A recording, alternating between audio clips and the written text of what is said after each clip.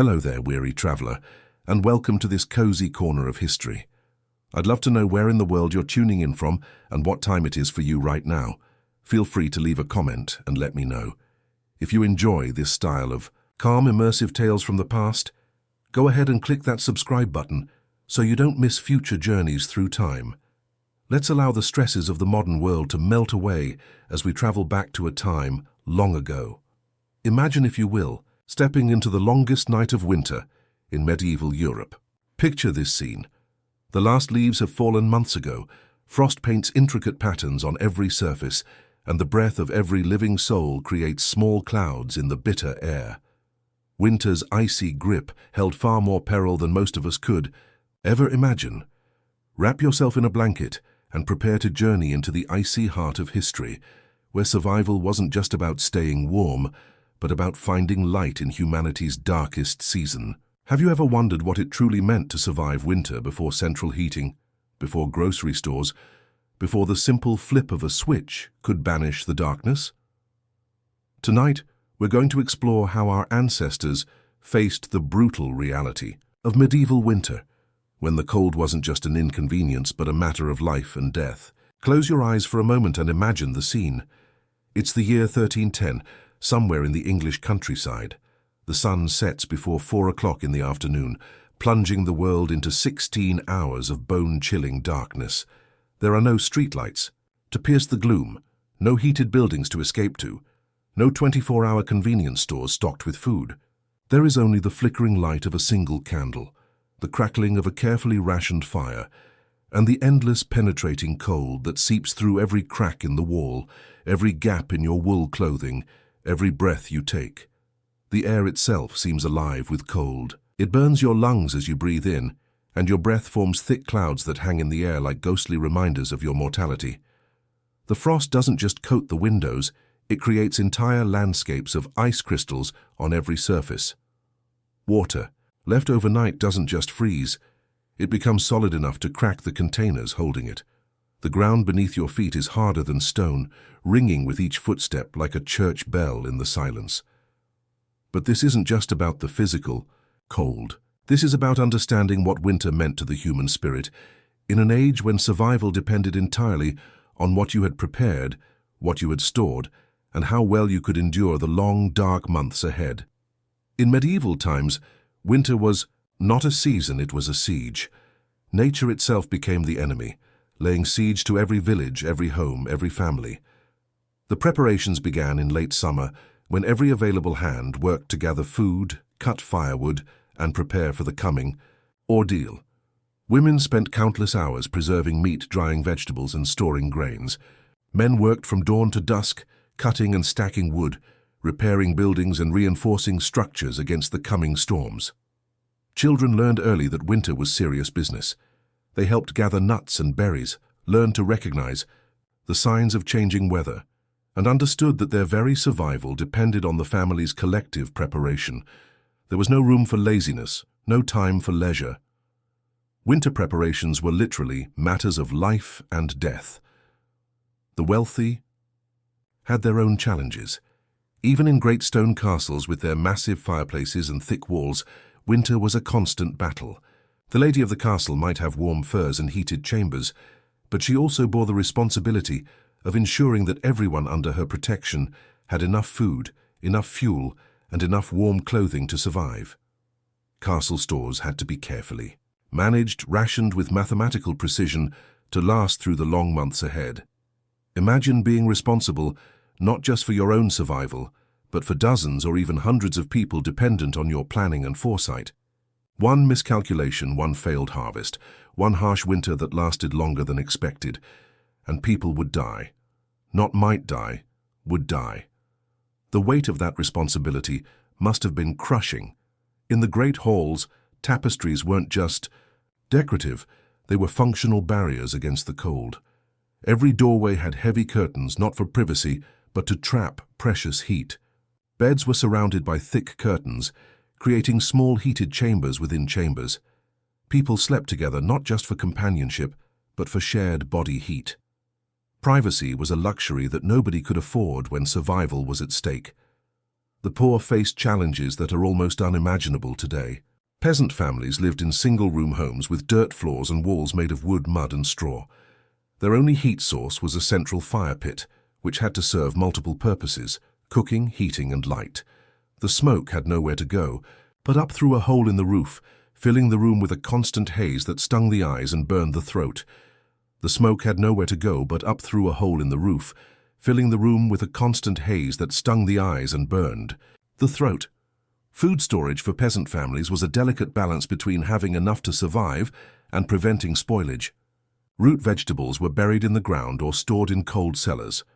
Grain was kept in sealed containers, constantly checked for signs of mold or infestation. Preserved meat hung from the rafters, filling the small space with the smell of smoke and salt. Every scrap of food was precious, every bite carefully considered. But perhaps most challenging of all was the darkness.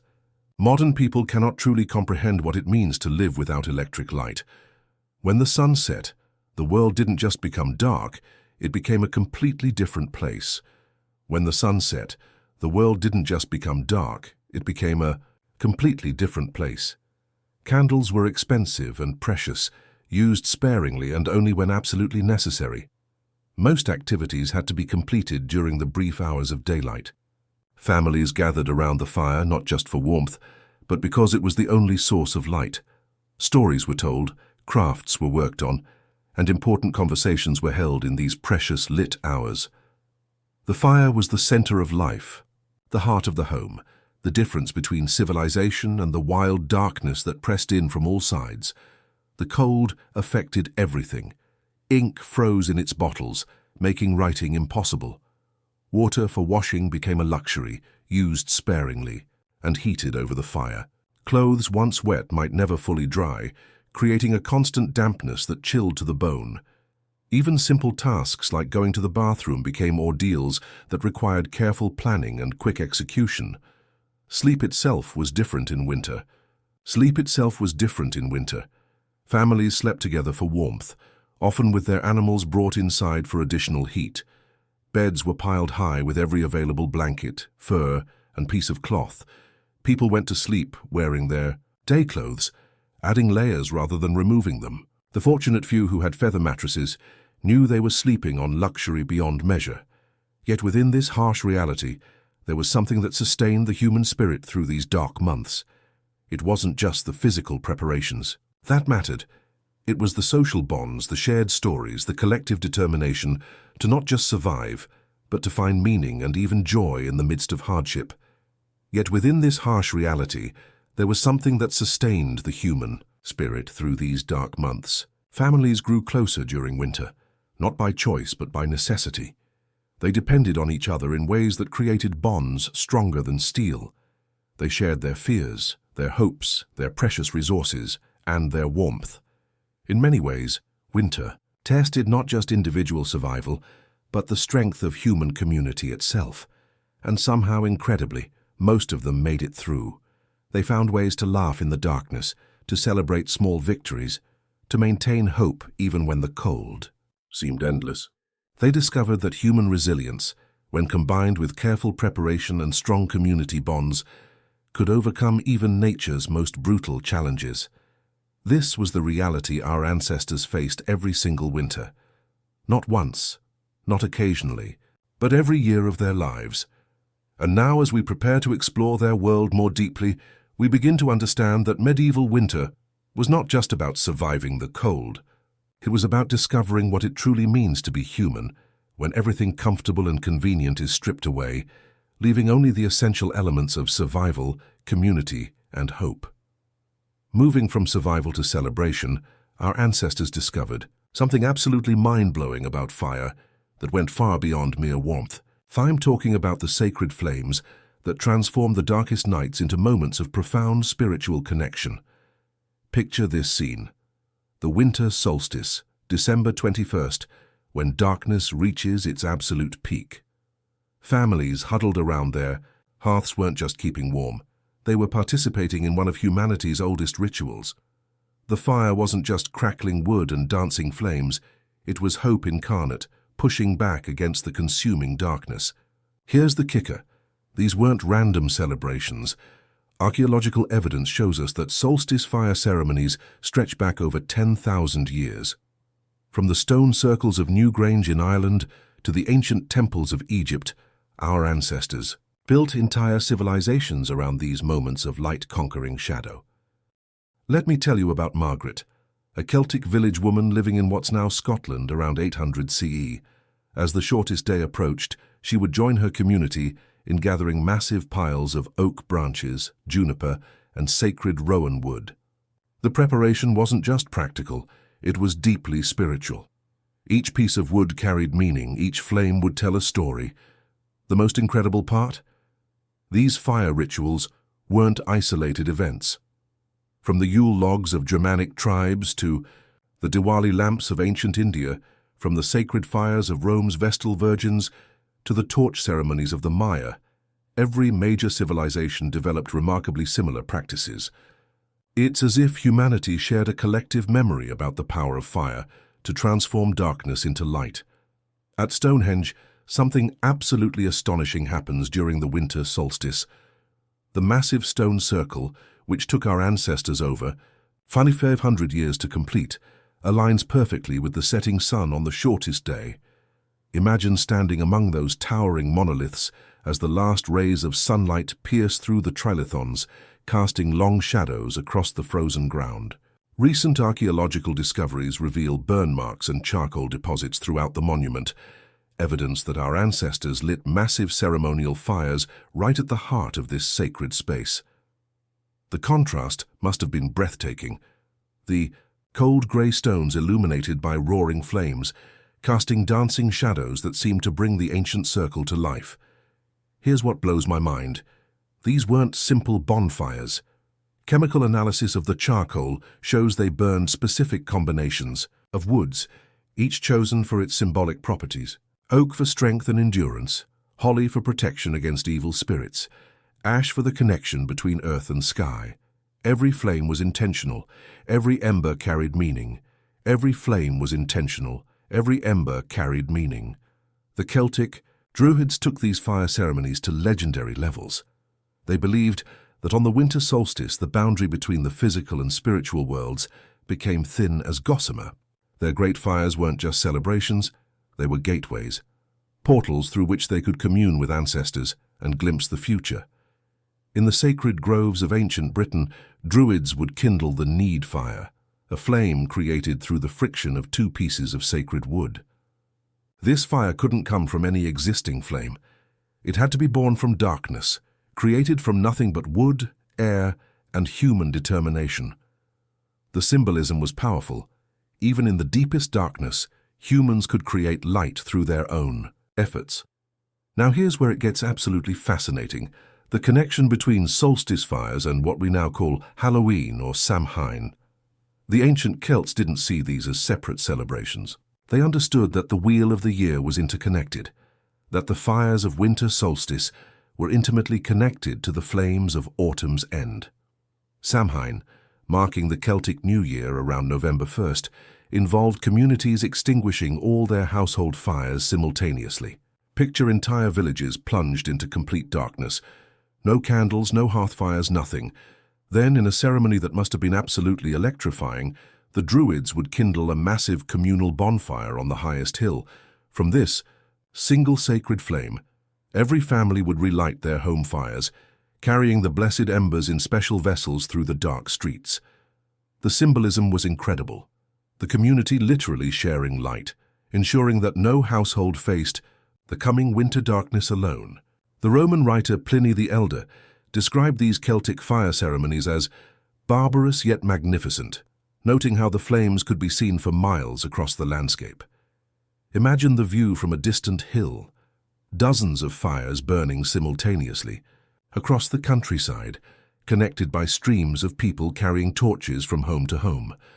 But the most shocking truth about these ancient fire rituals, they weren't primitive superstitions. They were sophisticated responses to very real psychological and social needs. Modern neuroscience confirms what our ancestors instinctively understood.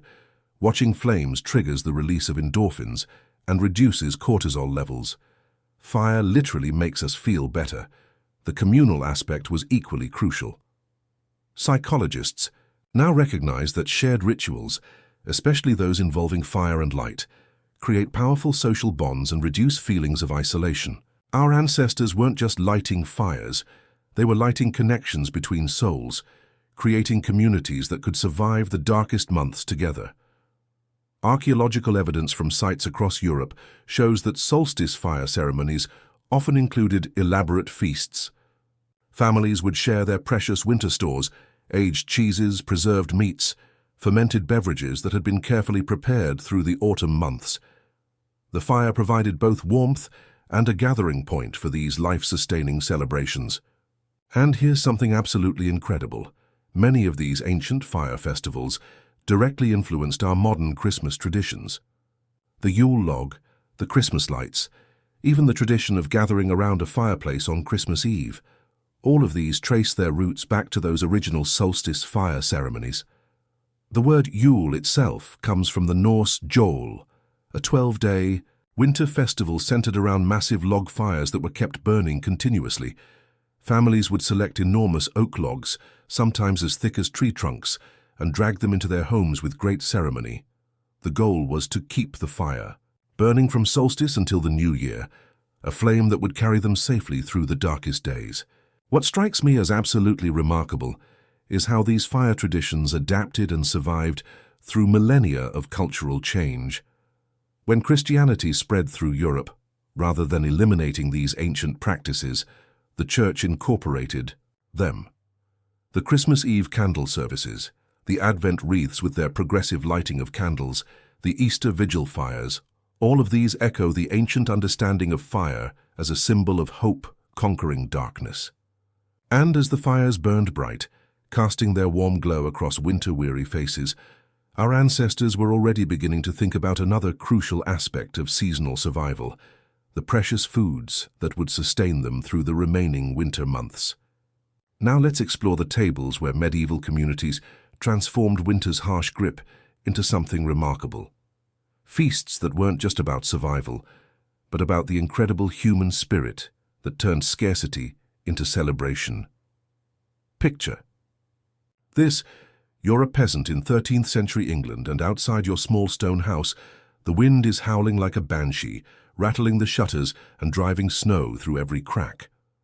The ground has been frozen solid for months, and your stomach hasn't felt truly full since the harvest ended. But tonight is different. Tonight the entire village is gathering in the manor hall for the winter feast, and the air is thick with anticipation and the most incredible aromas you can imagine. I'm fascinated by how medieval people turned their most challenging season into their most celebrated time of year. These weren't just random parties. These were carefully orchestrated survival strategies disguised as magnificent celebrations. And the sensory experience, absolutely mind-blowing when you really understand what was happening. Let me take you inside one of these winter feasts. The great hall is illuminated by dozens of tallow candles and blazing torches mounted on iron sconces along the stone walls. The flickering light dances across tapestries depicting hunting scenes and religious imagery, creating shadows that seem to move and breathe. The massive fireplace at one end of the hall is roaring with split oak logs, sending waves of heat across the room that make your cheeks flush and your woolen clothes steam slightly from the melting snow. But it's the smells that absolutely overwhelm you. Roasted meat, beef, pork, venison, if the Lord has been successful in his hunts, mingles with the sharp, woody scent of burning logs and the sweet, almost intoxicating aroma of mulled wine simmering in enormous iron cauldrons. There's something else too. Exotic spices that have traveled thousands of miles to reach this remote English manor. Cinnamon from Ceylon, cloves from the distant Spice Islands, nutmeg from Indonesia. These weren't just ingredients. They were treasures worth more than most peasants would see in a lifetime. Here's what's absolutely incredible about medieval spice trade during winter. These exotic flavors weren't just luxury items for the wealthy. They were essential preservation tools that meant the difference between life and death. Cinnamon didn't just make food taste better. It had antimicrobial properties that helped prevent spoilage. Cloves were natural preservatives that could extend the life of meat by weeks. Black pepper, which was literally worth its weight in silver, could mask the taste of meat that was starting to turn and make it edible again. The preparation for these winter feasts began months in advance, and the logistics were absolutely staggering. In September and October, while the weather was still mild, servants would begin the massive task of food preservation. Picture enormous. Wooden barrels being filled with pork and beef, layered with coarse salt that had been hauled by cart from coastal saltworks hundreds of miles away. The meat would be packed so tightly that no air could reach it, then sealed with melted fat, and stored in the coldest parts of the castle or manor house. But here's the kicker. The most prized winter feast ingredient wasn't meat at all, it was honey. Medieval people had no access to sugar, which wouldn't arrive in Europe for centuries. Honey was their only sweetener, and by winter it had crystallized into golden chunks that looked like precious stones. During these feasts, honey would be heated in iron pots until it became liquid gold again, then drizzled over everything, roasted meats, dried fruits, even mixed with wine to create mead that could warm you from the inside out. The social dynamics of these feasts reveal something fascinating about medieval winter survival. This wasn't just about eating. It was about reinforcing the social bonds that would keep the community alive through the brutal months ahead. The sea. Lord of the manor would sit at the high table, elevated above everyone else, but he had a crucial responsibility, providing enough food for his entire community. If people starved, his own survival was threatened. These feasts were his public promise that he could fulfill this obligation. I love this detail. Medieval winter feasts followed a strict hierarchy of seating and serving that told you everything about the social order. The lord and his family sat at the high table, perpendicular to the long tables where everyone else gathered. They ate from pewter plates and drank from silver cups. Moving down the social ladder, you'd find craftsmen and more prosperous peasants, eating from wooden bowls with iron spoons. The poorest villagers shared wooden trenchers, thick slices of day-old bread that served as both plate and food. After the meal, these bread trenchers, soaked with meat juices and gravies, would be given to the dogs or the very poorest members of the community. The entertainment during these feasts was absolutely legendary. Traveling minstrels would arrive, weeks before the celebration, carrying news from other regions along with their songs and stories. Picture a bearded man in colorful robes standing before the fire, his voice rising and falling as he recounts tales of distant kingdoms, heroic battles, and courtly romance. Between songs, jesters would perform acrobatic feats that seem impossible, juggling burning torches, walking on their hands, performing comic sketches that made fun of everyone from the Pope to the local tax collector. But you won't believe this. The most important person at many winter feasts wasn't the lord or the minstrel, it was the cook. Medieval cooks were like magicians, transforming basic preserved ingredients into elaborate dishes that looked like something from a fairy tale. They would construct elaborate meat pies shaped like castles, complete with pastry towers and flag decorations. Roasted swans would be refeathered and presented as if they were still alive, their beaks gilded with gold leaf. Peacocks would be roasted, then their colorful plumage carefully reattached, so they appeared to be sleeping rather than cooked. The cooking techniques these medieval chefs employed were absolutely ingenious. Without modern ovens or precise temperature control, they had to rely on centuries of accumulated knowledge, passed down through generations. They could tell the temperature of an oven by how long they could hold their hand inside it. They knew exactly when meat was properly cooked by the sound it made when pierced with a knife. They could judge the doneness of bread by the color of the crust and the hollow sound it made when tapped. Here's something that completely blew my mind when I first learned about it. Medieval cooks created the first fusion cuisine. Because spices came from all over the known world, they would combine flavors in ways that seem absolutely wild today. Imagine roasted beef, seasoned with cinnamon, ginger, and black pepper, served alongside turnips, cooked in wine and flavored with cloves. Or consider this actual medieval recipe: chicken cooked with almonds, rice, and saffron, ingredients that came from Spain, the Middle East, and India, all combined in a single dish served in an English castle. The preservation techniques they used were equally impressive. Without refrigeration, they had to be incredibly creative. Fruits were dried in specially constructed solar dehydrators, essentially wooden frames covered with linen that allowed air circulation while protecting food from insects. Vegetables were pickled in vinegar or fermented in wooden barrels buried underground. Fish were packed in salt or smoked over specially designed fires that burned continuously for days. What fascinates me most is how these winter feasts created memories that sustained people through the darkest months. Picture a peasant child experiencing their first great winter feast. The overwhelming sensory experience, the heat from the fire on their face, the rich taste of roasted meat they might only experience once a year, the sound of adult laughter echoing off stone walls, would be burned into their memory forever. These experiences became the stories they would tell their own children decades later, creating a cultural tradition that bound communities together across generations.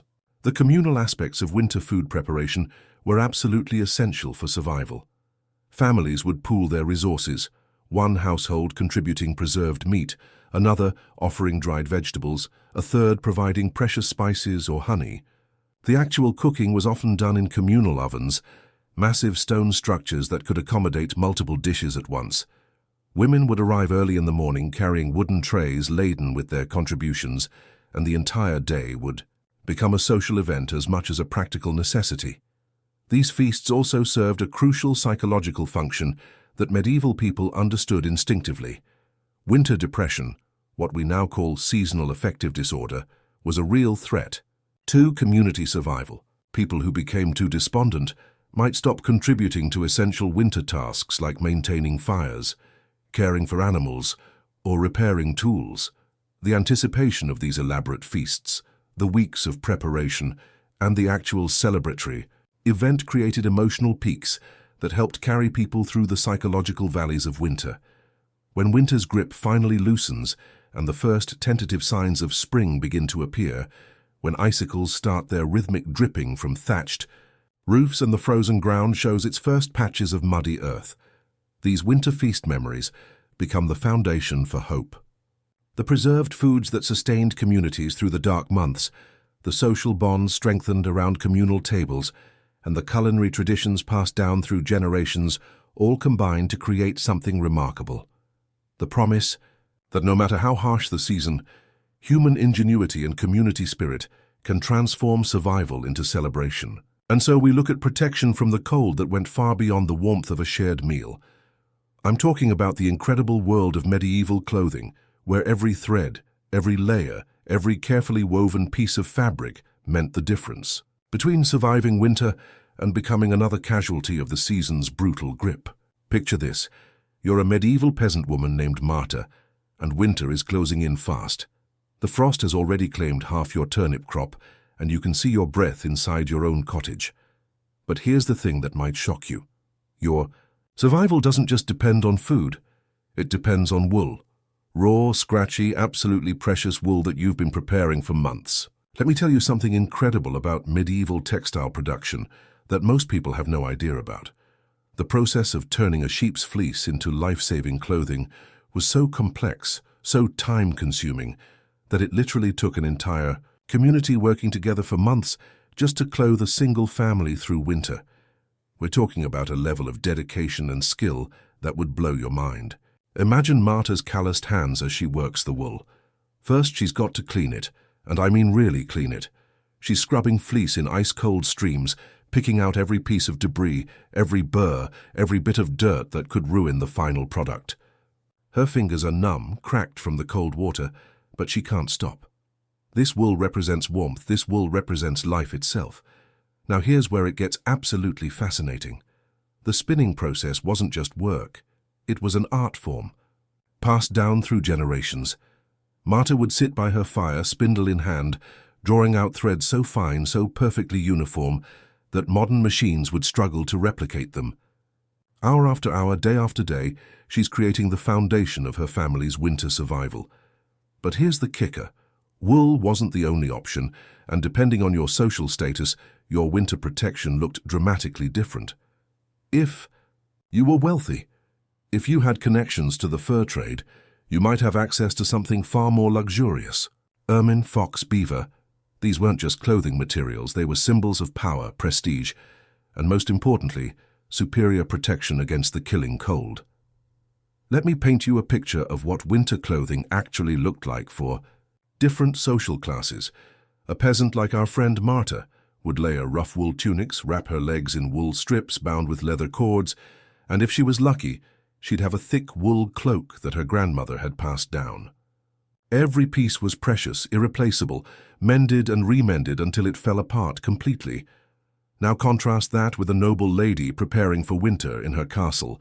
She's wearing layers upon layers, a linen chemise against her skin, a wool kirtle over that, then a surcoat lined with imported fur. Her cloak isn't just wool, it's wool lined with squirrel fur, trimmed with ermine, fastened with silver brooches. She's not just protecting herself from cold, she's displaying her family's wealth and power through every thread. But here's what's truly incredible about medieval clothing. It wasn't just about warmth or status. It was about survival strategy. Every medieval person understood something we've completely forgotten. Your clothing is your portable shelter. Take someone like Edmund, a traveling merchant caught in a winter storm. His survival depends entirely on his wool cloak, thick, tightly woven, treated with lanolin to repel water. He wraps it around himself, pulls the hood deep over his head, and literally disappears into this cocoon of wool. That cloak becomes his temporary house, his life raft in a sea of deadly cold. The social hierarchy of winter clothing was absolutely mind-blowing. At the top, you had royalty wearing robes lined with hundreds of ermine pelts, each tiny white, fur representing not just luxury, but the absolute pinnacle of winter protection. These garments weren't just expensive, they were engineering marvels, designed to trap warm air while allowing moisture to escape. But here's what I find most fascinating: the incredible ingenuity of ordinary people making do with limited resources. Peasant families would stuff their clothing with whatever they could find: dried grass, sheep's wool, even bird feathers carefully collected throughout the year. They'd sew multiple layers together, creating primitive but effective insulation, systems that rival modern outdoor gear. Medieval mothers knew secrets about keeping children warm that we've completely forgotten. They'd heat stones by the fire, wrap them in cloth and tuck them inside their children's clothing. They'd rub animal fat into wool to make it more water-resistant. They'd layer clothing in specific patterns that maximized warmth while allowing for movement and work. The texture of medieval winter clothing was something else entirely. Imagine wool so rough it would scratch your skin raw, but so densely woven that wind couldn't penetrate it. Imagine fur so thick and oily that water beaded up and rolled right off. These weren't comfortable materials by our standards, but they were incredibly effective at keeping people alive. Here's something that will blow your mind. The medieval clothing industry was one of the most complex economic systems of its time. Wool merchants traveled thousands of miles, fur trappers risked their lives in frozen forests, and skilled craftspeople spent their entire careers perfecting the art of turning raw materials into life-saving garments. An entire economy revolved around the simple human need to stay warm. The social implications were staggering. You could literally judge someone's place in society by looking at their winter clothing. A person wearing multiple layers of fine wool, trimmed with imported fur, fastened with metal buckles, they were advertising not just their wealth, but their access to the global trade networks that made such luxury possible. But even among the wealthy, winter clothing represented serious economic investment. A single fur-lined cloak might cost the equivalent of a modern car. Noble families would pass these garments down through generations, treating them like family heirlooms because they represented both survival tools and massive financial investments. The craftsmanship involved in creating quality winter clothing was absolutely incredible. Master tailors could look at a person's body and create custom-fitted garments that maximized warmth while allowing for the physical demands of medieval life. They understood how different cuts and fits affected heat retention, how various wool treatments improved performance, how strategic placement of fur trim could make a dramatic difference in comfort. Medieval people also understood something we're just rediscovering: the importance of layering systems. They'd wear lightweight linen next to their skin to wick away moisture, then wool for insulation, then an outer layer designed to break wind and repel water. This wasn't accident or tradition. It was sophisticated understanding of how the human body interacts with cold environments. The psychological aspect of winter clothing was just as important as the physical protection. Putting on your heaviest cloak, wrapping yourself in layers of wool and fur, wasn't just about staying warm. It was about preparing mentally for the challenges ahead. These garments were like armor, both physical and psychological protection against winter's assault.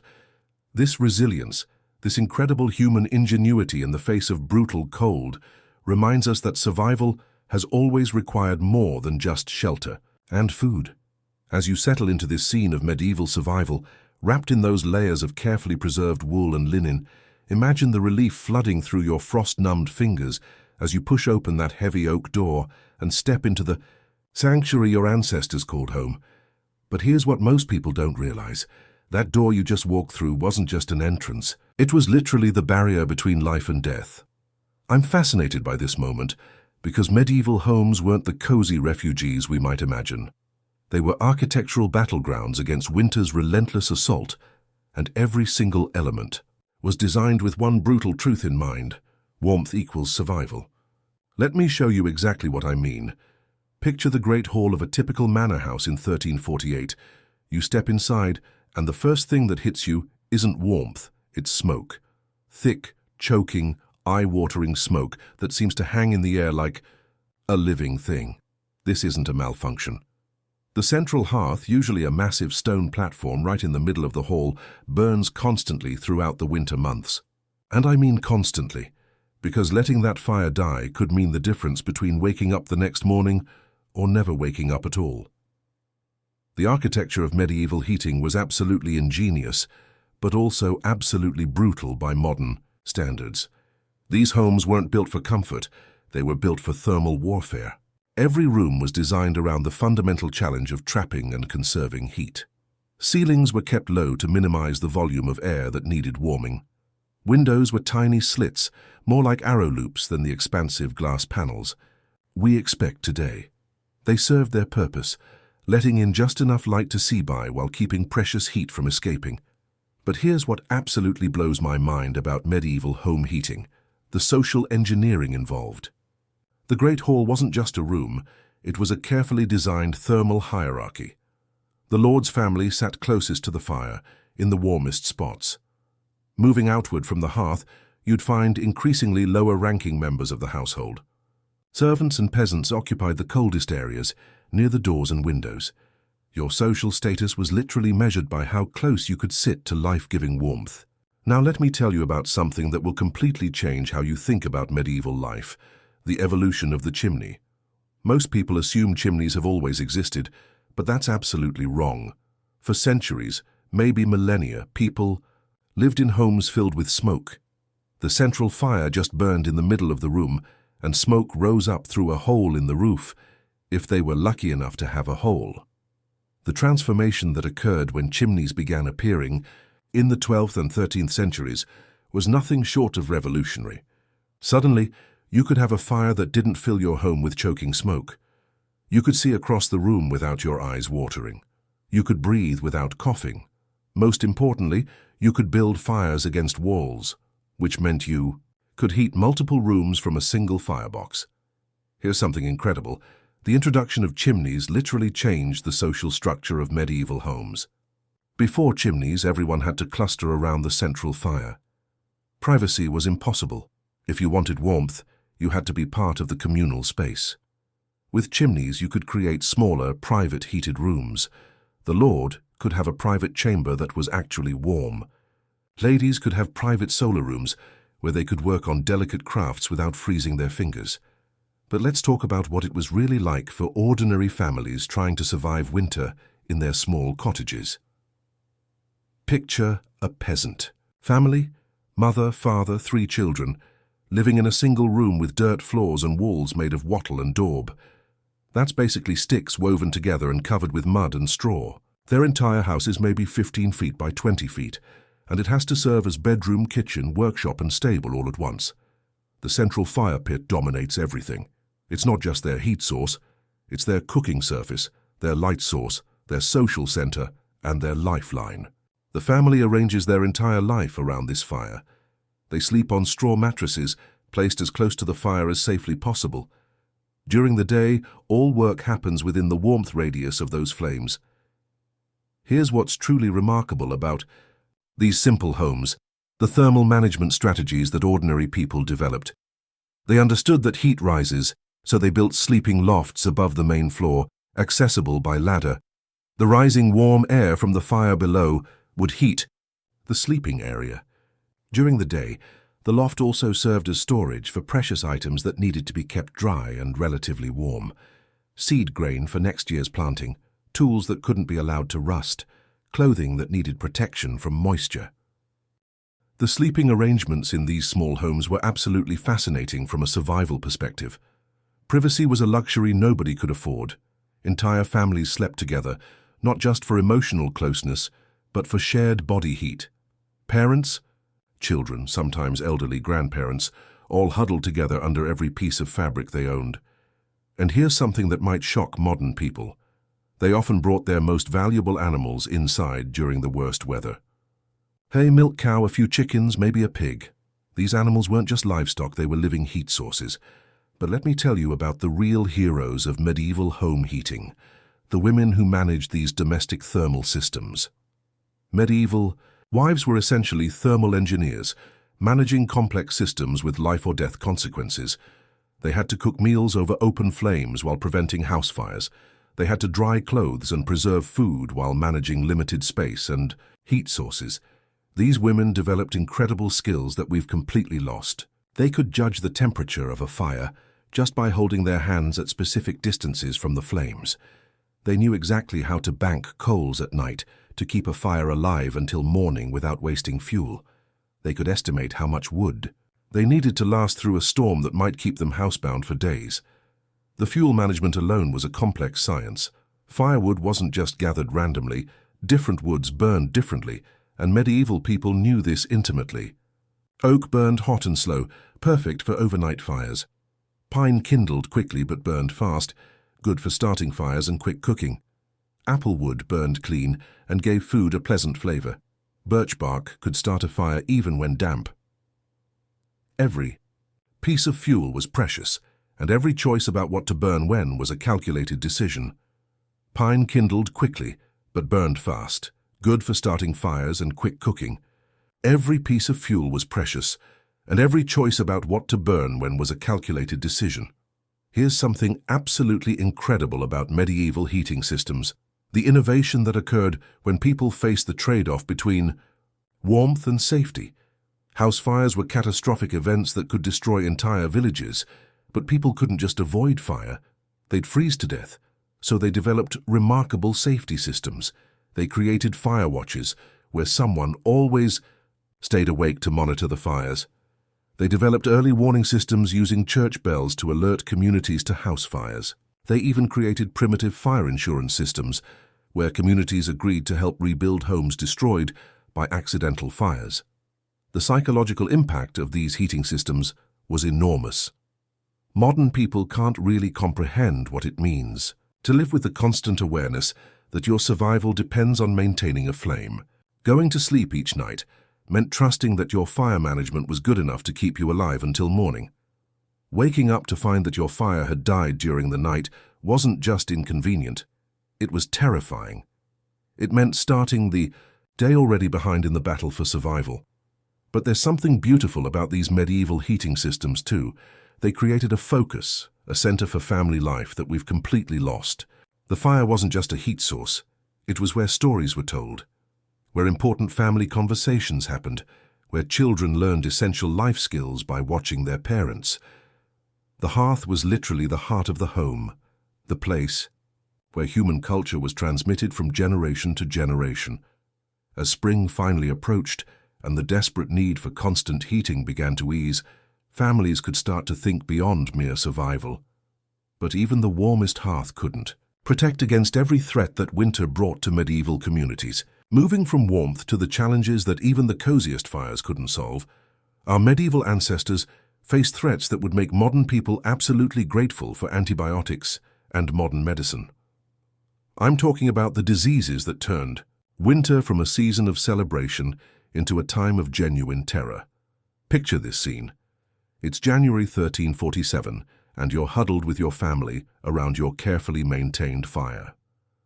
Outside, snow is piling against your shuttered windows, and the wind is howling like something alive and angry.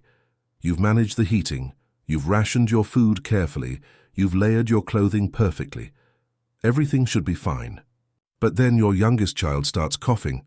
Not the simple cough of cold air, but something deeper, more persistent, accompanied by a fever that makes their small body burn, despite the winter cold.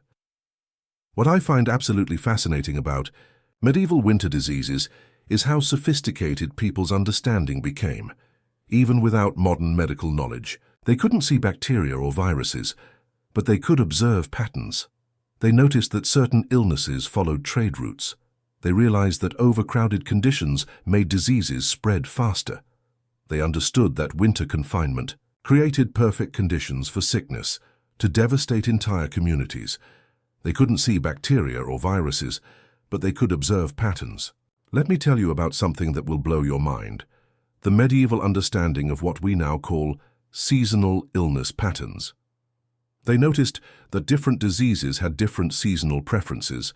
The sweating sickness tended to strike in summer. The bloody flux was more common in autumn, but winter brought respiratory diseases that could kill entire families in a matter of days. Here's where medieval medicine gets absolutely incredible. The herbal remedies they developed were often remarkably effective. Take willow bark tea, which they used for fever and pain. Modern science has confirmed that willow bark contains salicin, the precursor to aspirin. Or consider their use of honey and garlic for respiratory infections. Honey has genuine antimicrobial properties, and garlic contains compounds that can help fight infection. These weren't primitive superstitions, they were the results of centuries of careful observation and experimentation. But the most remarkable person in any medieval community during winter disease outbreaks wasn't the lord or the priest. It was often an elderly woman who had survived multiple plague seasons and had learned to recognize the early signs of different illnesses. Let me tell you about someone like Eleanor of Ashby, a village-wise woman who had lived through 5 major plague outbreaks and had become the informal medical authority for her entire region. Eleanor would arrive at a sick house carrying her leather satchel filled with carefully prepared remedies. She carried feverfew for headaches, prepared as a tea that could bring down dangerous fevers. She had willow bark powder for pain, mixed with honey to make it palatable. Most importantly, she carried knowledge. She could tell the difference between a cough that would pass and one that meant the entire family was in mortal danger. What strikes me as absolutely extraordinary is how these medieval healers developed sophisticated triage systems. They had limited resources and faced overwhelming need during epidemic outbreaks. So they learned to make brutal but necessary decisions about who could be helped and who was beyond saving. They developed protocols for quarantine that wouldn't be out of place in modern epidemic response. They understood that sometimes the best medicine was preventing disease spread rather than treating individual cases. The community responses to winter disease outbreaks reveal something beautiful about medieval society. When plague struck a village during winter, when people were already struggling with food shortages and heating challenges, the healthy members of the community didn't just abandon the sick.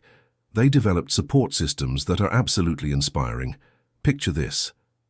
In the village of Whitmore during the winter of 1349, the Black Death arrived just as the worst blizzard in living memory was burying the community in snow. Families were trapped in their homes, unable to travel for help or supplies. But rather than every household facing the crisis alone, they developed an incredible system of mutual aid. Healthy families would tie ropes between houses, creating pathways through the snow that allowed people to check on their neighbors without getting lost in the blinding conditions. They established a rotation system where someone from each healthy household would take turns being the community plague runner, bringing food and medicine to quarantined families, disposing of waste safely, and reporting back on who needed the most urgent help. The spiritual responses to winter plague were equally remarkable. Medieval people understood that mental health was crucial to physical recovery. They developed rituals and ceremonies that helped people maintain hope even in the face of devastating mortality. Community prayers weren't just religious observances, they were psychological interventions that helped people feel connected and supported during the most isolating experiences of their lives. Here's something that completely changed my understanding of medieval medicine: the role of what we would now call psychological care in treating winter diseases. Medieval healers understood that despair could kill as surely as any infection. They developed specific techniques for maintaining morale during long recoveries. They used storytelling, music, and even carefully planned visits from friends and family as medical treatments. But perhaps most remarkably, they understood the importance of what we now call social medicine, addressing the conditions that made people susceptible to disease in the first place. They noticed that overcrowded homes had more disease. They observed that people with adequate food stores recovered faster from illness. They realized that communities with good waste management systems had fewer outbreaks. The treatments they developed were often surprisingly sophisticated. For respiratory infections, they would create steam treatments using hot stones dropped into bowls of herbal waters, essentially primitive humidifiers that could help clear congested lungs.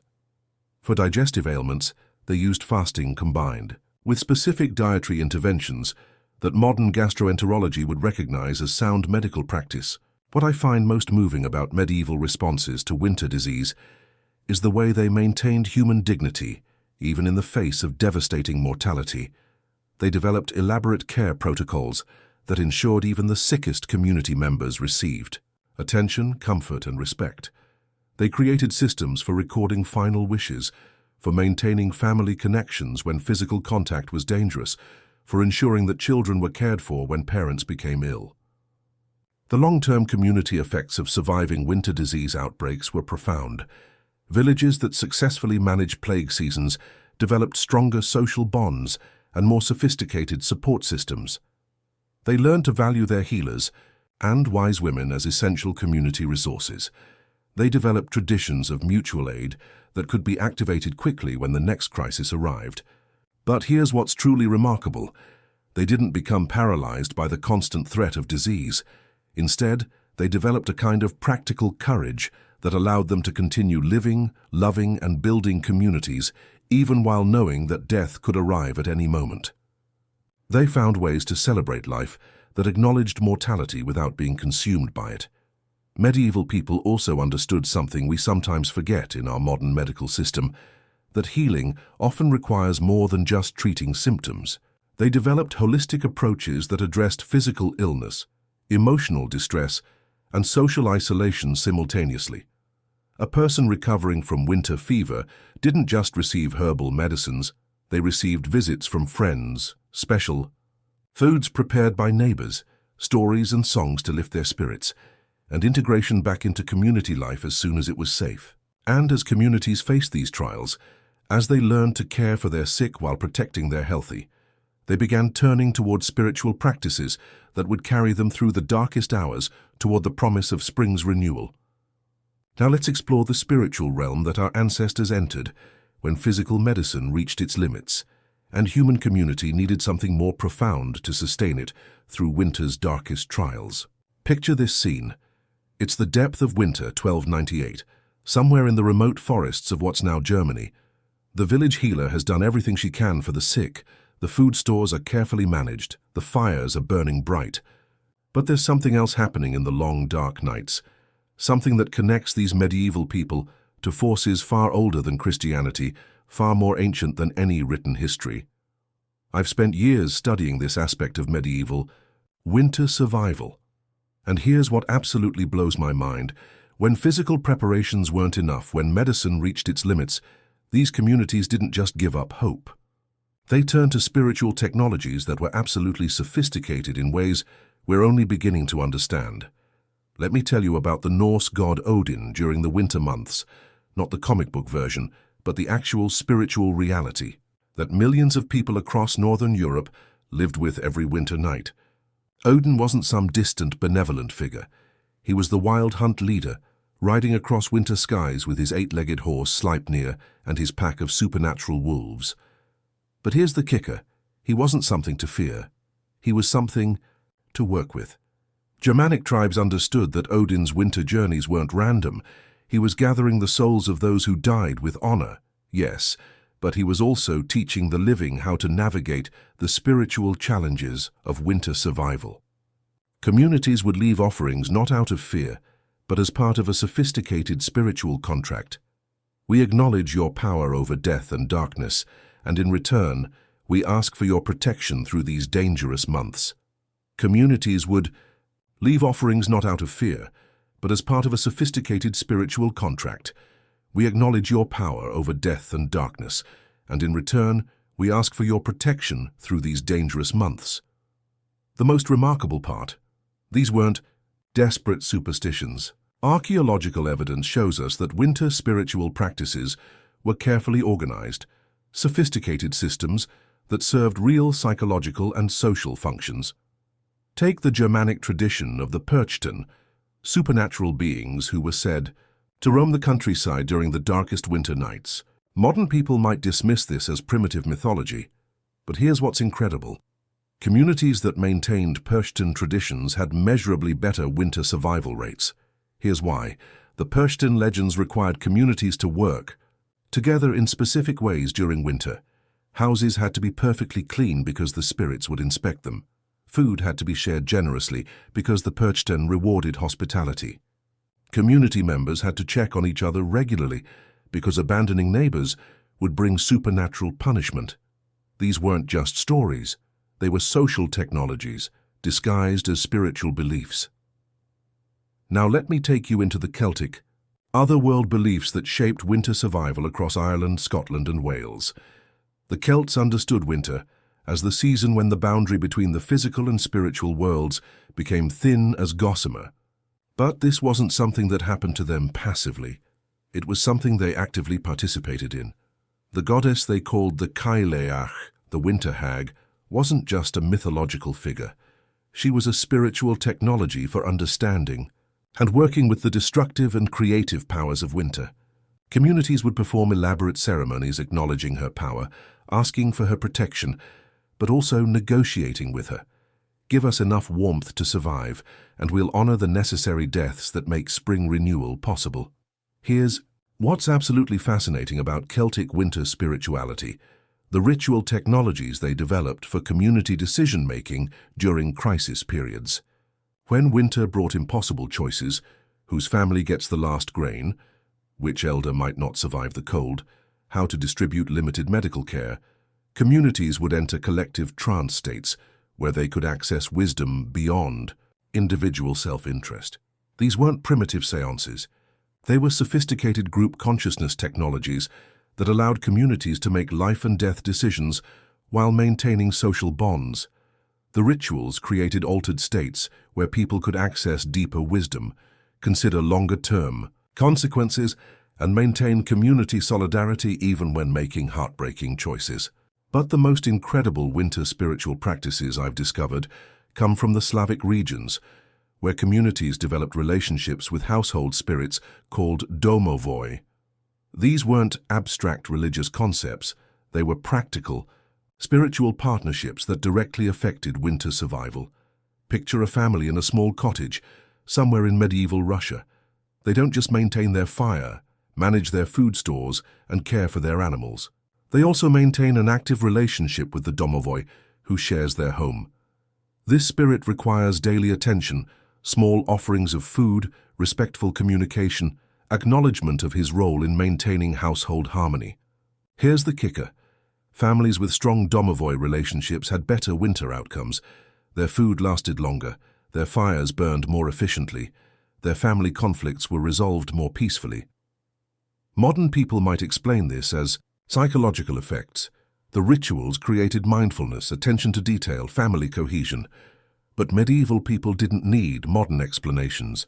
They had results. The most sophisticated winter spiritual practices I've found come from the Alpine regions, where communities developed elaborate relationship systems with mountain spirits.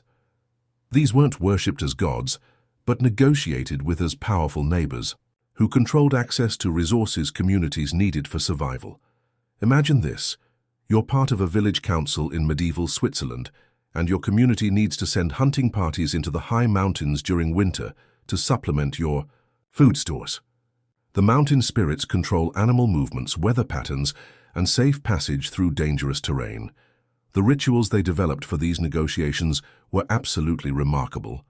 Community leaders would enter altered consciousness states, communicating directly with mountain spirits about hunting quotas, weather predictions, and safe travel routes. These sessions would generate specific, practical information: which valleys would have the best hunting, when storms would arrive, how to read animal behavior signs that indicated spiritual approval or disapproval. Were they really communicating with mountain spirits? Modern people might debate that question endlessly. But here's what's undeniable. Communities that maintained these spiritual practices had better winter hunting success rates, fewer casualties from avalanches and storms, and more accurate weather prediction than communities that didn't. The children's initiation into winter spiritual mysteries was particularly moving. Around age 7 or 8, children would begin learning the spiritual technologies their communities used for winter survival. But this wasn't abstract religious education. It was practical training in consciousness technologies that could save their lives. Children learned to enter light trance states that could help them endure extreme cold. They practiced visualization, techniques that could help them find their way home in blizzards. They learned the signs and symbols that indicated spiritual protection or danger. Most importantly, they learned to maintain spiritual relationships that would support them through the psychological challenges of winter survival. Here's what strikes me most about these medieval winter spiritual practices. They weren't escapes from reality. They were technologies for engaging more effectively with reality. Communities that maintained sophisticated spiritual practices weren't retreating into fantasy. They were accessing additional resources for solving practical problems. The integration of spiritual and practical winter preparations was absolutely seamless. You didn't just gather firewood. You gathered it with gratitude and awareness of the forest spirits who provided it. You didn't just preserve food. You preserved it with acknowledgement of the seasonal spirits who controlled abundance and scarcity. You didn't just care for sick family members. You cared for them with awareness of the ancestral spirits who could provide healing wisdom. What I find most remarkable is how these spiritual practices created community resilience that went far beyond individual belief. Whether or not people literally believed in winter spirits, participating in spiritual practices created shared meaning, coordinated community action, and psychological resources that helped entire villages survive challenges that would have overwhelmed individual families. Even the youngest members of medieval communities understood that winter survival required more than just practical skills.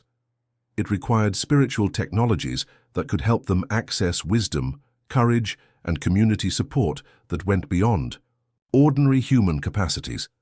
As you settle into family scenes that played out in countless homes across the winter landscape, imagine the unique challenges and remarkable adaptations that defined childhood during humanity's harshest season. Picture 7-year-old Eleanor, daughter of a carpenter in a small English village, waking up on a February morning in 1356. The breath freezes the moment it leaves our lips, and the single room she shares with her parents and 2 younger siblings is lit only by the dying embers of last night's carefully banked fire. But here's what's absolutely remarkable about Eleanor's world. She's not just a child trying to survive winter.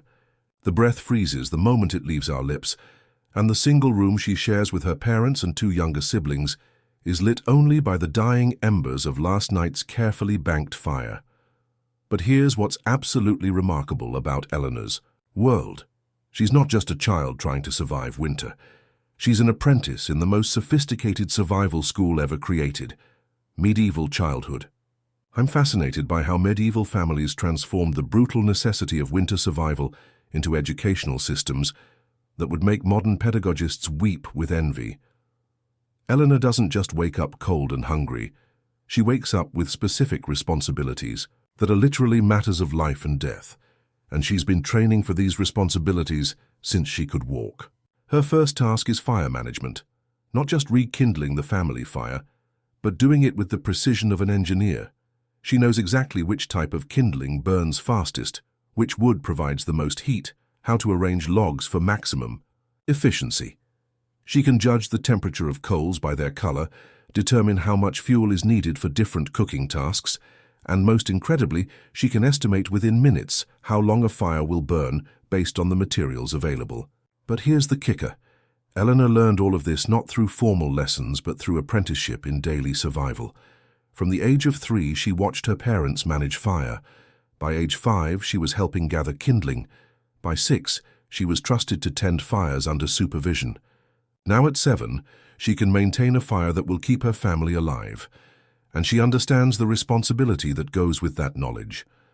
What strikes me as absolutely incredible is how medieval childhood winter education integrated practical skills with what we would now call emotional intelligence. Eleanor doesn't just know how to manage fire, she understands the family dynamics of winter survival. She knows that her father gets irritable when wood supplies run low, not because he's naturally bad-tempered, but because he's carrying the psychological weight of keeping everyone warm.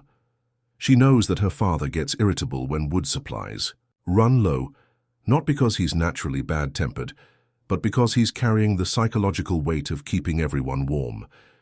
She knows that her mother's obsessive food counting isn't selfishness, but careful mathematics that could mean the difference between survival and starvation. The games that medieval children played during winter weren't just entertainment. They were survival skill rehearsals. Eleanor and her friends play Market Day, but their version involves complex negotiations about resource exchange during scarcity. They play Hauska, but their scenarios involve making impossible decisions about food rationing and care priority during family illness. They play Hunt the Wolf, but they're actually learning to coordinate group responses to genuine threats. Let me tell you about something that will blow your mind: the sophisticated risk assessment skills that medieval children developed.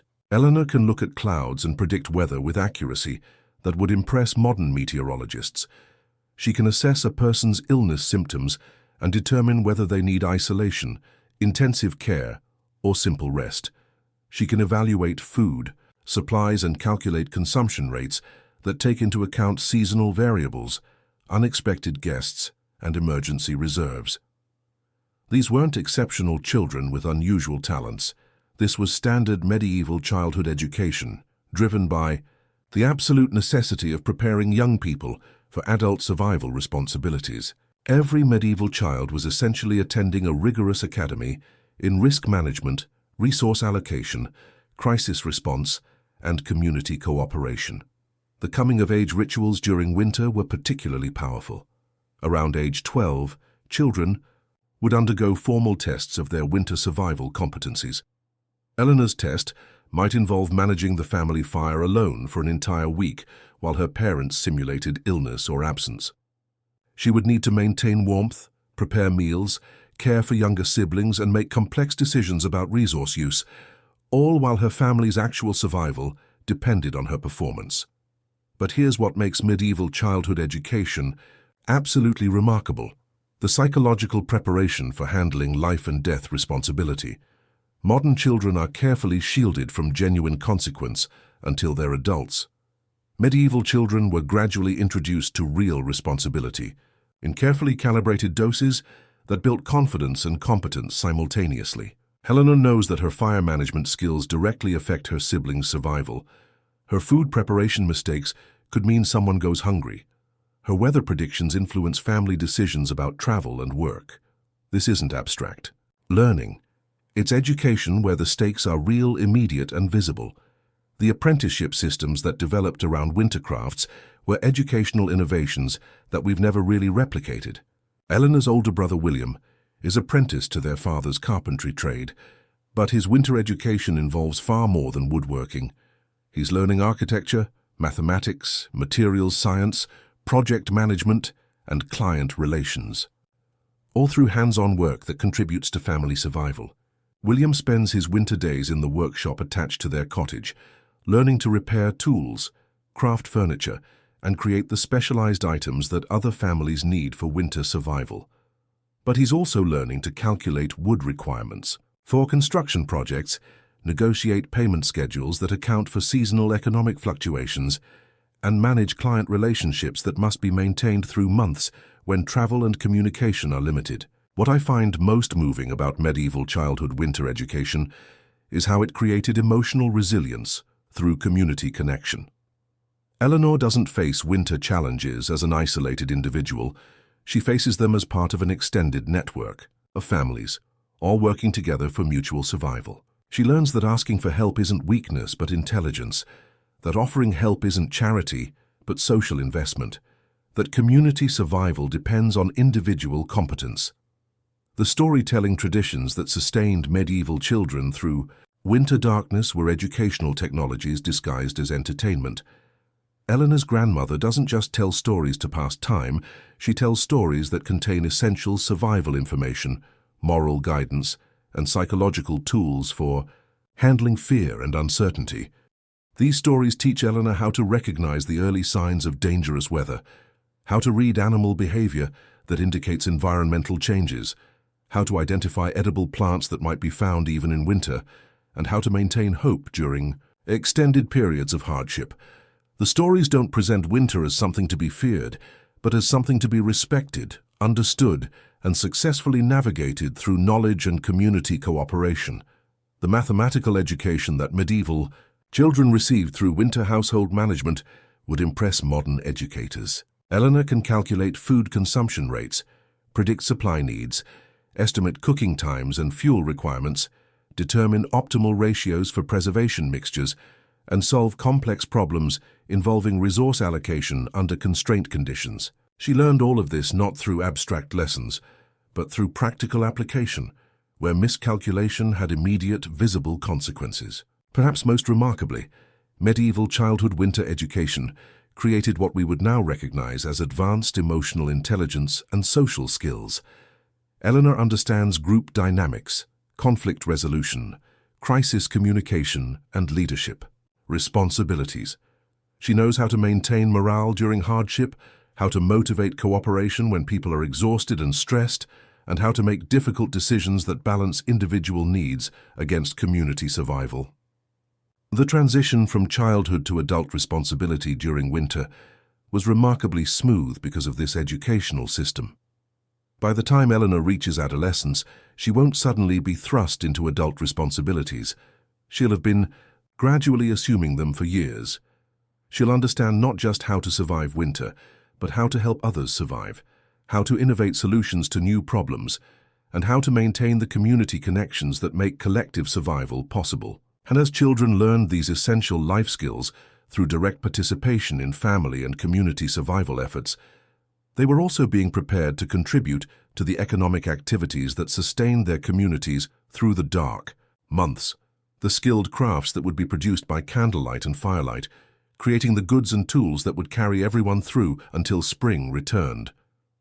Moving from learning to mastery, our medieval ancestors discovered that winter's enforced confinement could become the foundation for economic prosperity and artistic achievement. I'm talking about the incredible world of guild workshops, where the dark months weren't just endured, but transformed into periods of intensive production and innovation. Picture this scene. It's December 1387, and you're walking through the narrow streets of a prosperous medieval town just as darkness falls. What you notice isn't just the cold or the snow, it's the warm, golden light spilling from workshop windows throughout the district. Through those frost-covered windows, you can hear the rhythmic sounds of productive activity, the gentle thock-thock of hammers shaping metal, the whispered scrape of planes smoothing wood, the soft whoosh of spinning wheels drawing wool into thread.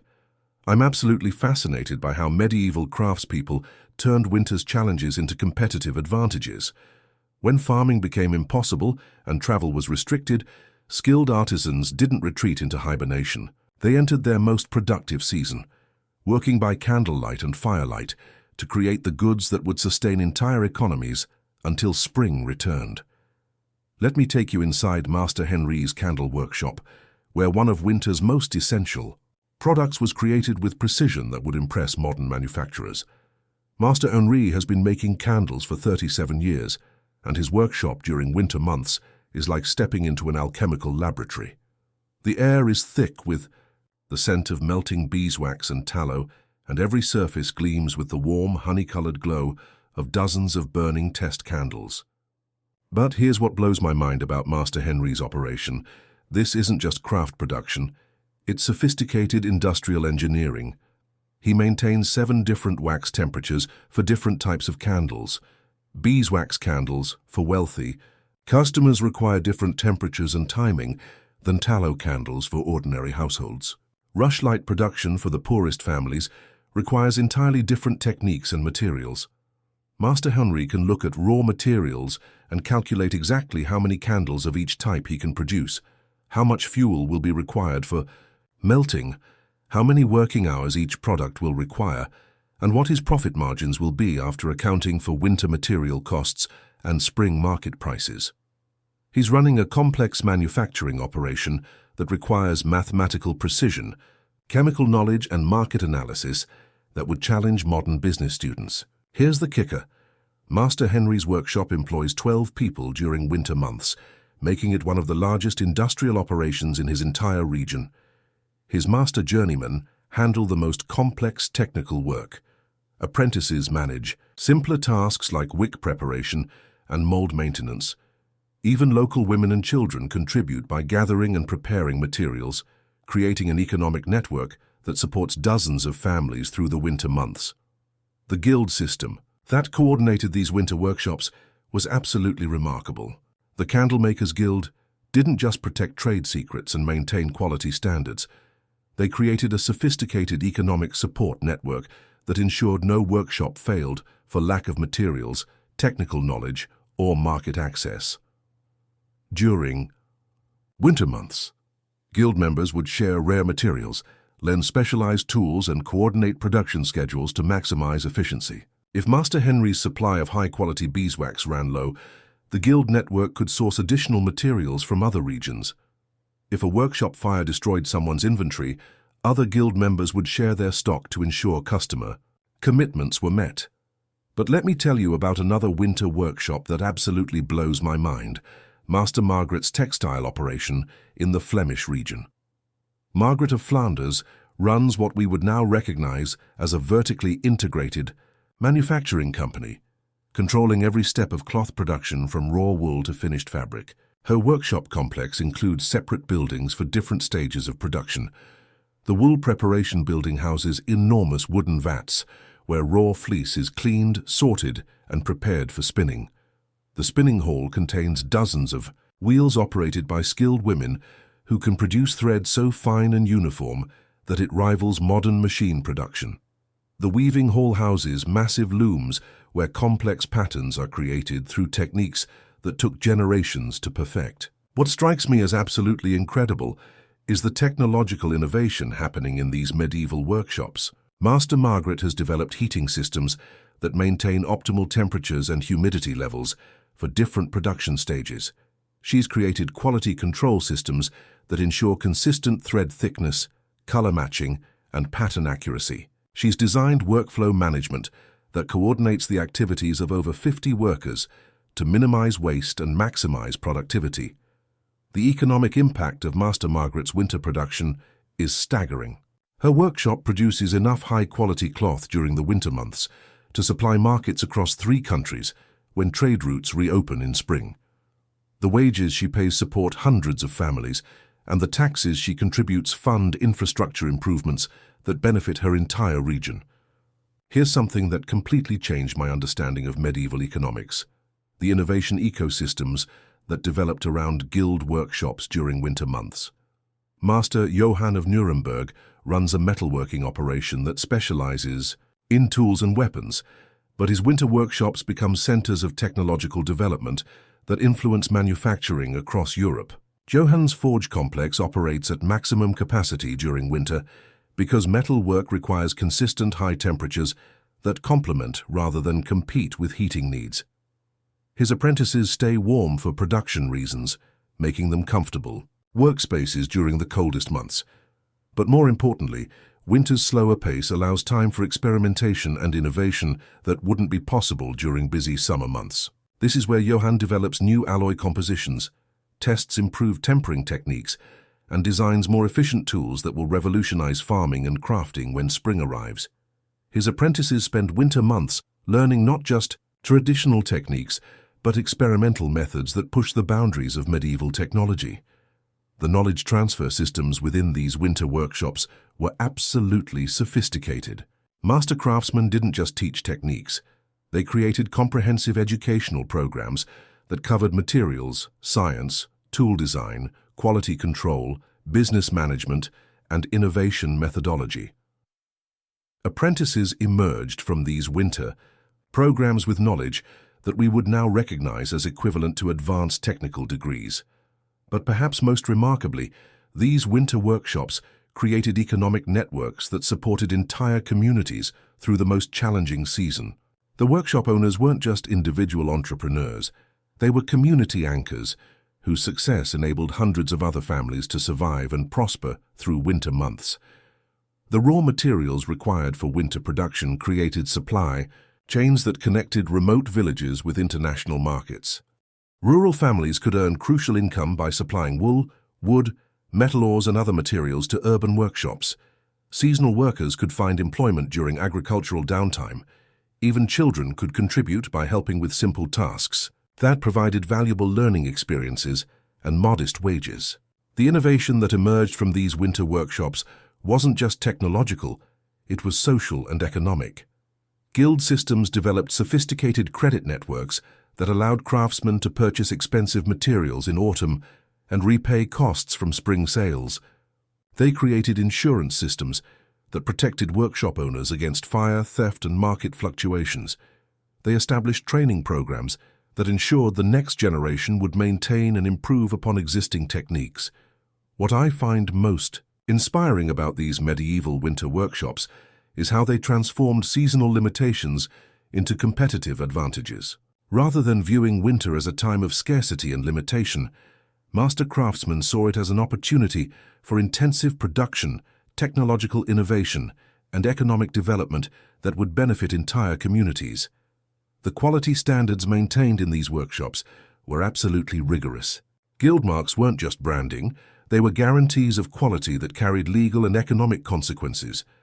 A master craftsman whose products failed to meet guild standards could lose their license, their investment, and their livelihood. This created powerful incentives for excellence that resulted in products of remarkable quality and durability. These crafted goods would travel across continents when trade routes reopened, carrying with them the accumulated skill, innovation, and economic energy of entire communities who had spent the winter months transforming raw materials into valuable products through human knowledge and dedication. And so brave merchants ventured forth from these productive workshops, carrying the fruits of winter's labor, across a world that was connected by trade networks far more extensive and sophisticated than most people realize. Picture this scene. It's March 1398, and the first major thaw is beginning to open the trade routes that have been frozen shut for months. In a warehouse district of Cologne, merchant Captain Hassan al-Tabari is supervising the loading of pack animals with goods that have been accumulating all winter.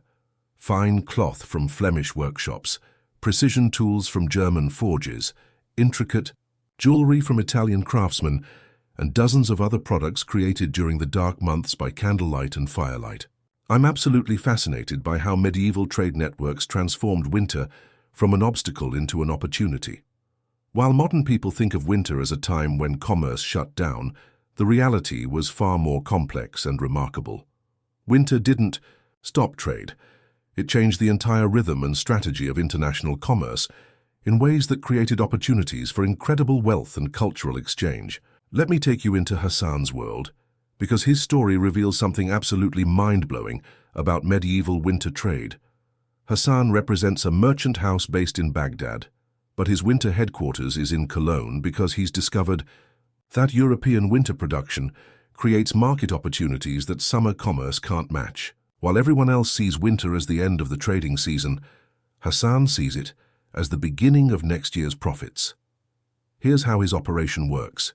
In late autumn, before the snows make travel impossible, Hassan's advance agents travel throughout Europe, contracting with guild workshops for their entire winter production.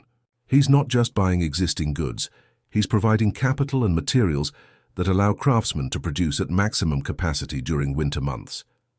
Then, when spring reopens the trade routes, he has exclusive access to the highest quality products from dozens of workshops. The logistics of Hassan's winter trade network would impress modern supply chain managers. He maintains warehouses in 17 different cities, each stocked with goods from local winter production and materials imported during the previous summer. His agents communicate through a sophisticated message system that can coordinate activities across thousands of miles, even when direct travel is impossible. But here's the kicker. Hassan's winter trade routes don't follow the paths that most people expect. While the famous Silk Road through Central Asia becomes nearly impassable during winter, alternative routes through the Black Sea, up the Danube River, and across the relatively mild Atlantic maritime routes remain active throughout the cold months. The most incredible part of Hassan's winter trading strategy involves what he calls seasonal arbitrage, buying products in regions where winter makes them abundant and selling them in regions where winter makes them scarce. Furs that are common in northern forests become incredibly valuable in southern cities. Preserved foods that are standard in cold climates become luxury items in warmer regions. Heating technology that's essential in harsh environments becomes exotic curiosities in milder areas. Let me tell you about the winter fair networks that made this commerce possible, because medieval winter fairs were absolutely spectacular events that modern people can barely imagine. The Great Fair of Troyes in northern France operated throughout the winter months, creating a heated, covered marketplace that functioned like a medieval shopping mall combined with an international trade conference. Picture this massive complex. Dozens of stone and timber buildings connected by covered walkways, creating a weatherproof environment where merchants from across Europe, Asia, and Africa could conduct business regardless of outside weather conditions. The halls are heated by enormous fireplaces and lit by thousands of candles and oil lamps.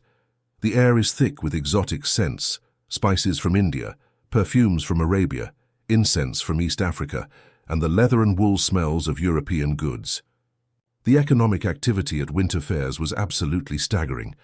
A single fair might host over 300 merchants representing trading houses from 40 different kingdoms.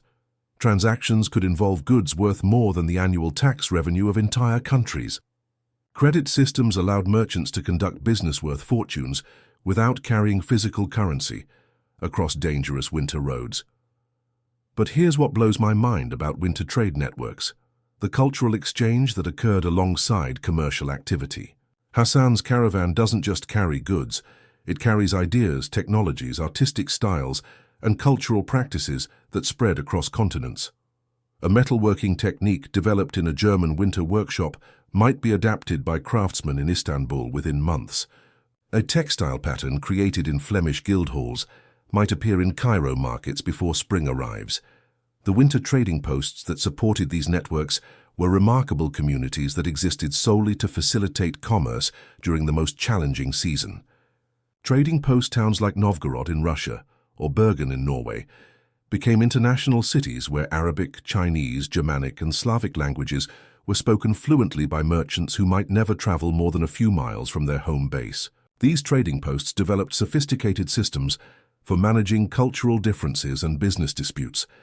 They created legal frameworks that could handle contracts involving parties from different countries with different legal traditions. They established currency exchange systems that could process payments in dozens of different monetary systems. They developed translation services that could handle technical, legal, and commercial communication in multiple languages simultaneously. The relationships between winter merchants and local communities were absolutely crucial to the success of these trade networks. Hassan doesn't just buy goods from local workshops. He provides materials, technical knowledge, and market information that help craftsmen improve their products and expand their operations. His success depends on the success of the communities where he conducts business. Local communities, in turn, provide merchants with more than just goods.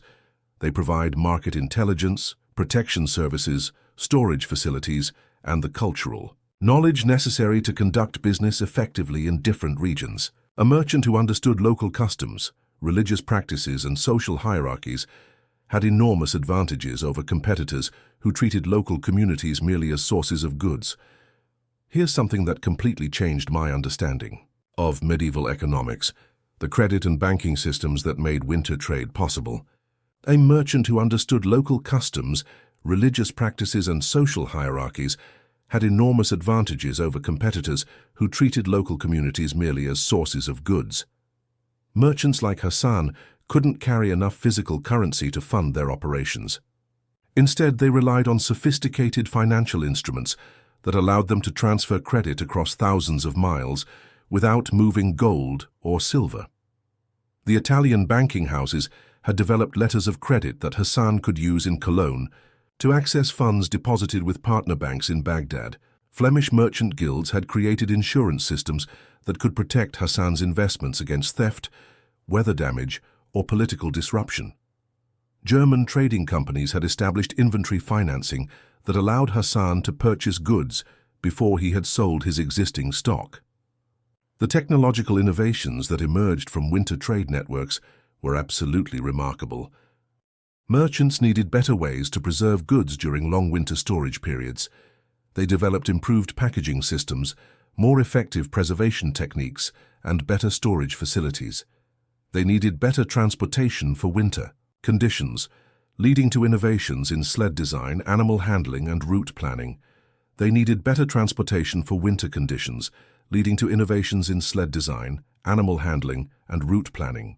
They needed better communication systems, leading to improvements in message delivery, record keeping, and long-distance coordination. They needed better financial tools, leading to innovations in credit, insurance, and currency exchange.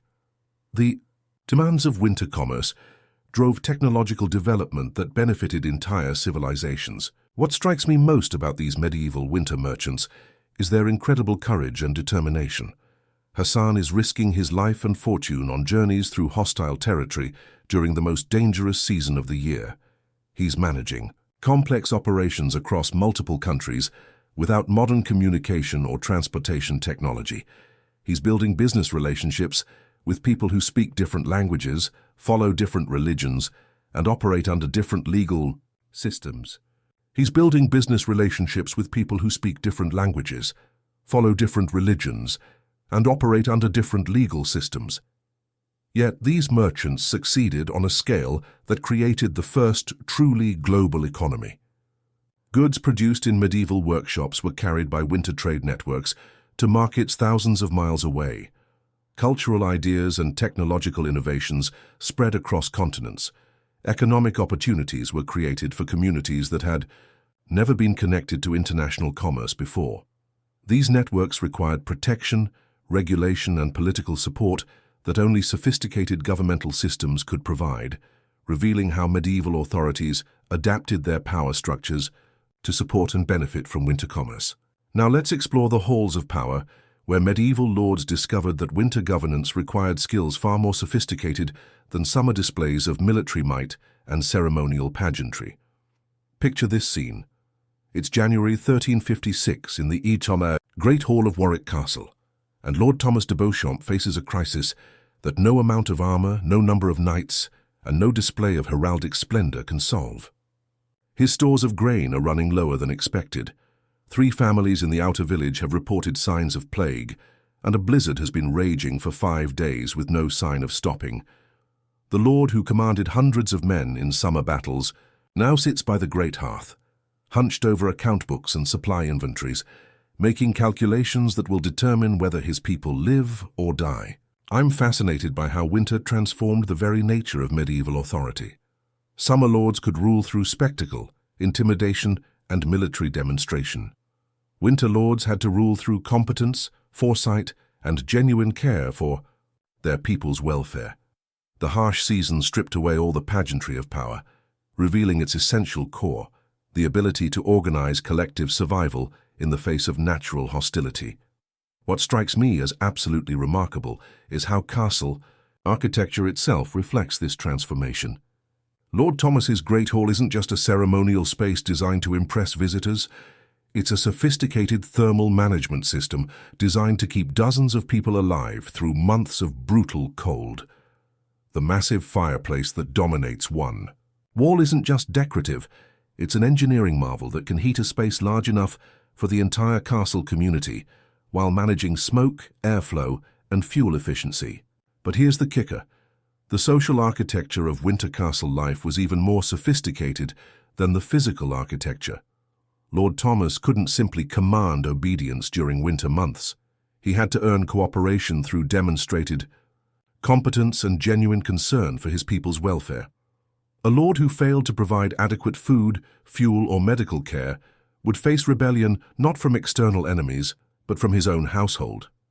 Let me take you through a typical winter day in Lord Thomas's administrative routine, because medieval winter governance was absolutely mind-blowing in its complexity.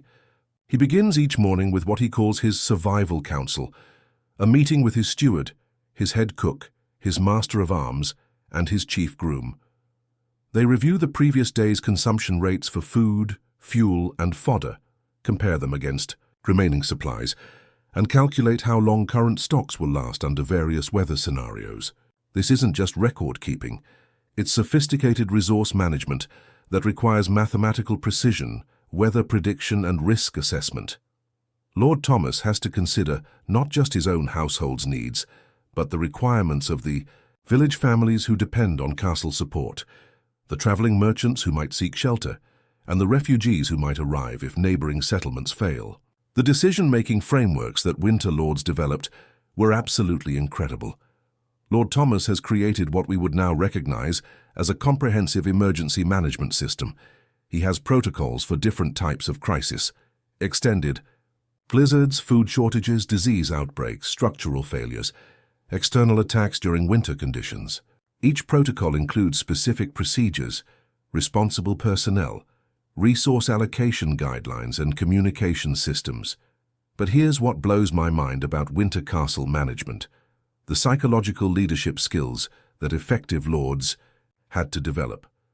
Managing dozens of people confined in close quarters during months of stress, uncertainty, and physical discomfort required emotional intelligence that would challenge modern executives. Lord Thomas has learned to recognize the early signs of depression, anxiety, and social conflict that could destroy community cohesion during winter months. He's developed specific interventions for maintaining morale: feast days that provide psychological relief, entertainment programs that keep people engaged, work assignments that give everyone a sense of purpose and contribution, and conflict resolution systems that can handle the interpersonal tensions that inevitably arise during extended confinement.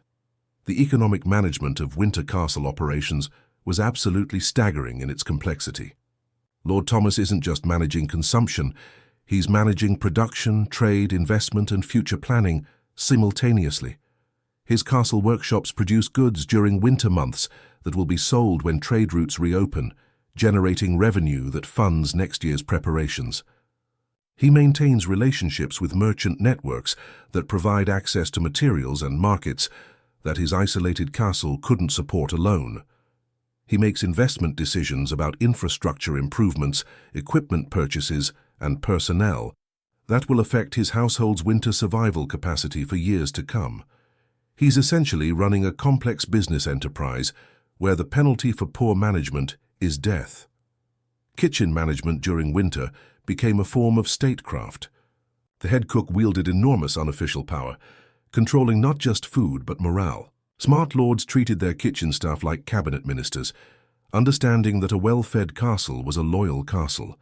The preservation techniques developed in medieval castle kitchens, salt curing, smoking, fermentation, weren't just survival methods but symbols of forward-thinking leadership that could anticipate and prepare for hardship. Castle chapels took on heightened importance during winter months, becoming spaces where spiritual comfort merged with political stability. Lords often increased religious observances during winter, understanding that faith provided psychological warmth when physical warmth was scarce. The chaplain became not just a spiritual advisor, but a crucial member of the Lord's inner circle, helping maintain morale through the darkest months. What strikes me most powerfully is how winter transformed the very nature of medieval authority. Summer lords could rule through displays of military might and ceremonial grandeur. Winter lords had to rule through competence, foresight, and genuine care for their people's welfare. The harsh seasons stripped away the pageantry of power, revealing its essential core, the ability to organize collective survival in the face of natural hostility. The contrast between a well-managed winter castle and a poorly managed one was literally the difference between life and death. Castles under competent lords became warm havens of relative comfort and community solidarity. Castles under incompetent lords became cold tombs, where social order collapsed along with body temperatures. Medieval chronicles are filled with tales of winter uprisings, where starving, freezing retainers turned against lords who failed in their fundamental duty of provision and protection. Perhaps most remarkably, these winter governance systems created innovations that outlasted the medieval period itself. The administrative techniques developed to manage castle resources during winter scarcity became the foundation for more sophisticated governmental systems. The psychological insights into managing confined populations under stress informed everything from naval organization to urban planning in later centuries. The record-keeping systems developed for winter resource management evolved into the bureaucratic frameworks that enabled larger-scale governmental administration. The crisis response protocols created for winter emergencies became templates for handling other types of disasters and challenges. The leadership skills developed by winter lords became models for effective governance under any conditions. And, as winter's grip finally loosens, as the first tentative signs of spring begin to stir the frozen earth, these lords and their communities would have emerged transformed. The shared crucible of winter survival had forged bonds of loyalty and systems of cooperation that would shape the coming year's prosperity. The political structures tested in winter's harsh laboratory had proven their worth or been reformed through hard-learned lessons. Spring wasn't just a season of agricultural renewal, but of political rebirth, as communities that had survived winter's trials together prepared to build upon the foundations of trust and competence that had carried them through the darkness. This resilience reminds us that even in our darkest hours, humans have an extraordinary capacity to find light, to create meaning, and to prepare for renewal. The governance structures that emerged during winter weren't just about survival. They were about maintaining hope for what was to come. As the endless nights finally began to shorten, something remarkable happened in communities across the frozen landscape. The same organizational systems that had rationed grain and allocated fuel now turned their attention to preparation for spring. It was a transformation as beautiful as it was practical. Picture this: in a small village where the governing council had overseen months of careful resource management, the elders now gathered for a different kind of meeting. The harsh pragmatism of winter survival softened into something more hopeful. They were no longer just counting days until disaster. They were counting days until renewal. The preparation rituals that emerged from winter governance were extraordinary, in their blend of practicality and ceremony. Gardens were planned with the same careful attention that had been given to food stores. Seed-sharing networks developed from the same social bonds that had distributed winter resources. I find it fascinating how these communities understood something we sometimes forget in our modern world, that the deepest preparations happen in the depths of winter, when the earth seems most lifeless. They knew that spring wasn't just an event that happened to them. It was something they actively prepared for, both practically and spiritually. The seed-blessing ceremonies that developed during this period were particularly moving. Families would gather in their homes, taking out precious seeds saved from the previous year. These tiny vessels of life had been protected through months of cold and hunger, carefully stored and guarded like treasures, because that's exactly what they were: promises of future abundance, waiting patiently in the darkness. Children who had learned harsh lessons about scarcity were now taught gentler lessons about hope. They watched as their parents handled seeds with reverence, explaining how each small kernel contained not just a plant, but a future meal, a moment of beauty, a connection to the earth's endless cycle of renewal. The rituals weren't elaborate. Resources were still too precious for that. But they were deeply meaningful, a simple blessing spoken over seed packets, a moment of silence for the earth still sleeping under snow. a shared meal where families talked not about what they lacked, but about what they would grow. These spring preparation ceremonies became a bridge between the harsh governance of winter survival and the abundance they hoped to create. The same careful planning that had allocated winter resources now mapped out growing seasons. The same community bonds that had shared scarce food now planned shared gardens and collective harvests. What strikes me most is how these communities intuitively understood the psychology of renewal. They knew that emerging from winter required more than just waiting for warmer weather. It required actively choosing to believe in growth again. The governance structures provided the framework for this choice, turning hope from a private feeling into a community project. As the first tentative signs of thaw appeared, the preparation intensified. Tools were cleaned and sharpened with the same care that had maintained heating systems through winter. Plans were made for the first plantings with the same detailed attention that had mapped food distribution routes. The organizational skills honed through months of crisis management now served the cause of renewal. The most beautiful part was how these preparations acknowledged both the harshness they had survived and the abundance they hoped to create. This wasn't naive optimism, it was hard-won wisdom. These people had looked scarcity in the face and found ways not just to survive it, but to emerge from it stronger and more connected. The spring festivals that began to take shape during this period reflected this dual awareness. They celebrated the end of winter's grip while honoring the lessons it had taught. They rejoiced in lengthening days while remembering the value of careful resource management. They welcomed renewal while maintaining the community bonds that had made survival possible. Think about the incredible human capacity this represents. After months of the kind of cold and hunger that would break many of us, these communities were planning festivals. They were cleaning tools for gardens not yet planted, blessing seeds for harvests months away, organizing celebrations for warmth they hadn't yet felt. This is perhaps the most profound lesson from winter governance, that true leadership isn't just about managing crisis, but about helping people transition from survival to thriving. The best winter leaders were those who could help their communities imagine spring while still managing the practical realities of winter's grip. As we wrap ourselves in our warm blankets tonight, in houses heated by the flip of a switch, it's worth remembering these remarkable people who found ways to prepare for renewal in the depths of despair.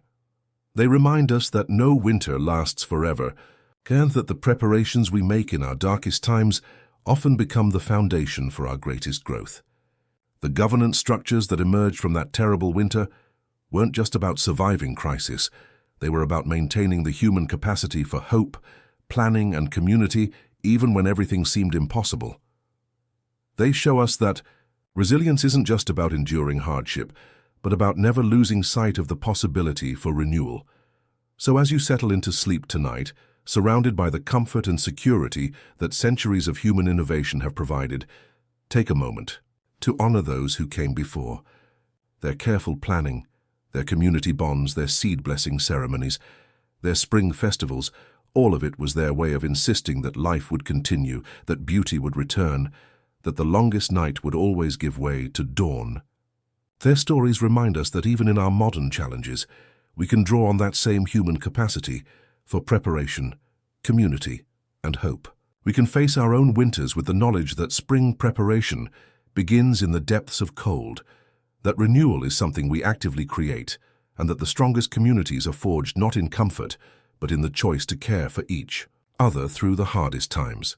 Sleep well, knowing that human resilience has carried us through far darker nights than any we're likely to face, and that the dawn always comes to those who prepare for it together.